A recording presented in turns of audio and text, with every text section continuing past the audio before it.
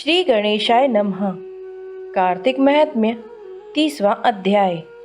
भगवान कृष्ण ने कहा, हे प्रिय, नारद जी के वचन सुनकर महाराजा पृथु बड़े विस्मित हुए। अंत में उन्होंने नारद जी का पूजन करके उनको विदा किया।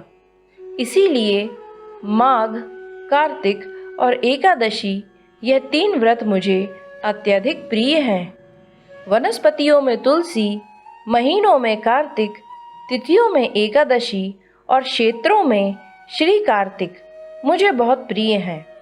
जो प्राणी जितेंद्रिय होकर इनका सेवन करते हैं, वह यज्ञ करने वाले मनुष्य से भी अधिक प्रिय लगते हैं। जो प्राणी विधि से इनकी सेवा करते हैं, उनके मेरे अनुग्रह से सभी पाप दूर हो जाते हैं। भगवान कृष्ण के यह वचन सुनकर सत्यभामा ने कहा, हे नाथ, आपने यह बात बड़ी आश्चर्यजनक कही है कि दूसरों के लिए पुण्य के फल से कलह की मुक्ति हो गई। यह प्रभावशाली कार्तिक मास आपको अधिक प्रिय है कि जिसे पतिद्रोह का पाप केवल स्नान के पुण्य से ही नष्ट हो गया। दूसरे मनुष्य द्वारा किया हुआ पुण्य उनके देने से कैसे मिल जाता है, यह आप मुझे बतलाइए। तब भगवान कृष्ण ने कहा, बिना दिया हुआ पुण्य और पाप जिस कर्म द्वारा मिलता है, उसे सुनिए। सतयुग में देश, ग्राम तथा कुलों को दिया पुण्य या पाप मिलता था, किंतु कलयुग में केवल कर्ता को ही पाप और पुण्य का फल भोगना पड़ता है। संसर्ग ना करने पर भी वह व्यवस्था की गई और संसर्ग से जैसे पाप व पुण्य दूसरों को मिलते हैं, उसकी व्यवस्था भी सुनो। पढ़ाना, यज्ञ कराना और एक साथ भोजन करने से पाप पुण्य का आधा फल मिलता है। एक आसन पर बैठने तथा सवारी पर चढ़ने से, श्वास के आने जाने से पुण्य व पाप का चौथा भाग प्राणी मात्र को मिलता है। स्पर्श करने, भोजन करने से और दूसरे की स्तुति करने से पुण्य और पाप का 6वां भाग मिलता है। दर्शन करने, सुनने तथा ध्यान करने से मनुष्य को पुण्य और पाप का 10वां अंश मिलता है।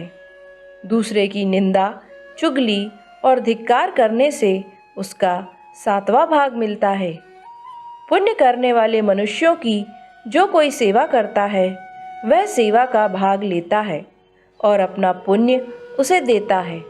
नौकर और शिष्य के अतिरिक्त जो मनुष्य दूसरों से सेवा करवाकर उसे पैसे नहीं देता, तो वह सेवक उसके पुण्य का भागी होता है। पंक्ति में बैठे हुए भोजन करने वालों की पत्तल जो व्यक्ति लांघता है, वह उसे जिसकी पत्तल उसने लांघी है, अपने पुण्य का 6वां भाग देता है। स्नान तथा ध्यान आदि करते हुए मनुष्य से जो व्यक्ति बातचीत करता है या उसे स्पर्श करता है, वह अपने पुण्य का 6वां भाग उसे दे डालता है। जो मनुष्य धर्म के काम के लिए दूसरों से धन मांगता है, पुण्य का भागी होता है। ठीक उसी तरह जिस तरह की दान करने वाला पुण्य का भागी होता है। जो मनुष्य धर्म का उपदेश करता है और इसके पश्चात श्रोता से याचना करता है, वह अपने पुण्य का 6वां भाग उसे देता है। जो मनुष्य दूसरों का धन चुराकर उससे धर्म करता है, वह चोरी का फल भोगता है और शीघ्र ही निर्धन हो जाता है। और जिसका धन चुराता है, वह पुण्य का भागी होता है। बिना ऋण के उतारे जो मनुष्य मर जाते हैं, उनको ऋण देने वाले सज्जन पुण्य के भागी होते हैं। शिक्षा देने वाला, सलाह देने वाला, सामग्री को जुटाने वाला तथा प्रेरणा देने वाला, यह पाप और पुण्य के 6ठे भाग को प्राप्त करते हैं। राजा के पाप पुण्य के 6ठांश का भोगी होता है। गुरु शिष्यों का, पति पत्नी का, पिता पुत्र का, स्त्री पति के लिए पत्नी का, पिता पुत्र का, स्त्री पति के लिए पुण्य का 6ठा भाग पाती है। पति को खुश करने वाली आज्ञाकारी स्त्री पति के लिए पुण्य का आधा भाग ले लेती है। जो पुण्यात्मा पराये लोगों को दान करता है वह उनके पुण्य का छठा भाग प्राप्त करता है। जीविका देने वाला मनुष्य जीविका ग्रहण करने वाले मनुष्य के पुण्य के छठे भाग को प्राप्त करता है। इस प्रकार दूसरों के लिए पुण्य अथवा पाप बिना देने के भी दूसरों को मिल सकते हैं, किंतु यह नियम जो कि मैंने बतलाए हैं कलयुग में लागू नहीं होते।